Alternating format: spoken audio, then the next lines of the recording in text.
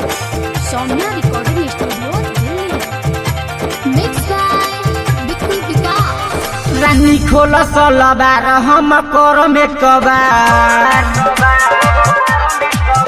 जानी खोल सलवार हम कर में कबार, रानी खोल सलवार हम कर में कबार। ऊपर से निकल गे, ऊपर से निकल गे, नीचे से देखा रानी खोल सलवार हम कर में कबार, जानी खोल सलवार हम कर में कबार।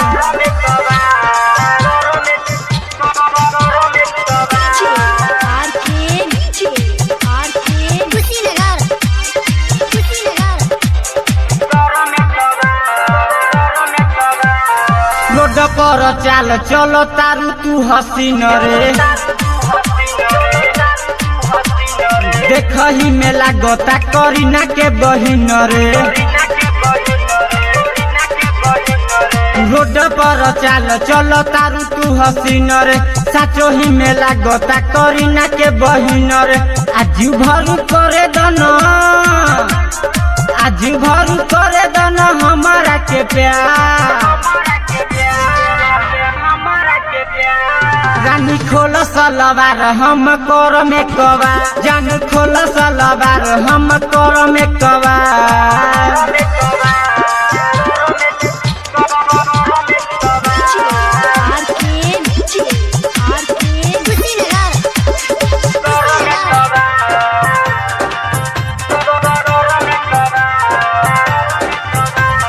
बारू हो कुमार अब खेले के सिखा दी, शादी के बाद वाला मजा हम सिखा दी।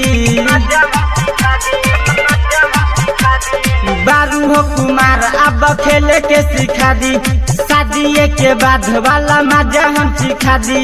एक बेर धरे दना, एक बेर धरे दना जो बना तोहार। रानी खोल सलवार हम कर में कबार, जान खोल सलवार हम कर में कबार।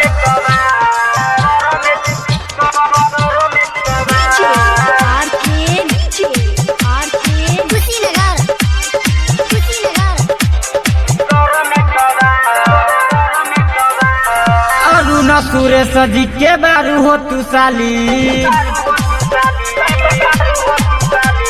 रोड पर घूमता रूपे नी कपड़ा जाली।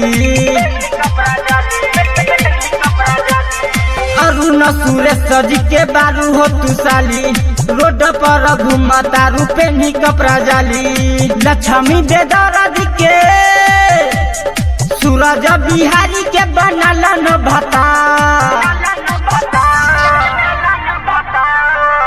रानी खोल सलवार हम कर में कबार, जान खोल सलवार हम कर में कबार।